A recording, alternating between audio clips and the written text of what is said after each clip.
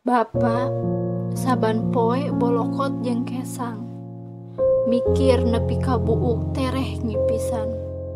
Teu paduli capek jeung era, teu eleh ku rasa hoream.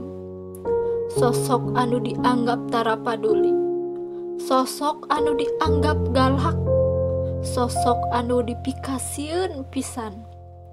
Tapi Bapa sosok anu pangnyaahna, miheulakeun sagala kahayang barudakna, majuangkeun kabahagiaan jang kulawargana. Bapa sok sanajan anjeun teu ngandung, tapi getihna ngocor ka budakna. Sok sanajan anjeun teu ngalahirkeun, tapi sora Bapa nu pangheulana kadangu ngazanan budakna. Bapa sok sanajan capek beurang peuting gawe kurang sare, belaan anak pamajikan bisa dahar, sangkan teu kalaparan. Sok sanajan Bapa teu bisa meuli baju, nu penting mah anak pamajikan bisa make baju. Sok sanajan anjeun dahar jeung puruluk uyah hungkul, nu penting mah anak pamajikan bisa dahar jeung daging, bisa dahar jeung deungeuna anu ngeunah. Sok sanajan surga aya di dampal emak, tapi moal aya surga mun eueuh karidoan nu jadi Bapa. Bapa anjeun lir mega nu mayungan dina panasna sarerenge, da wanci betrangna beurang, kanyaah anjeun di isan hate, mepende rasa dina panenjo dunya.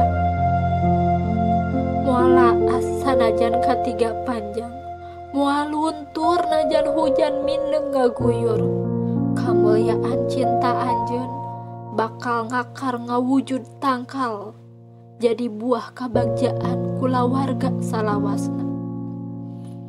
Bapa sabar anjeun dina nyiar pakeun kiwari geus ngawujud bukti runtut sauyunan keluarga.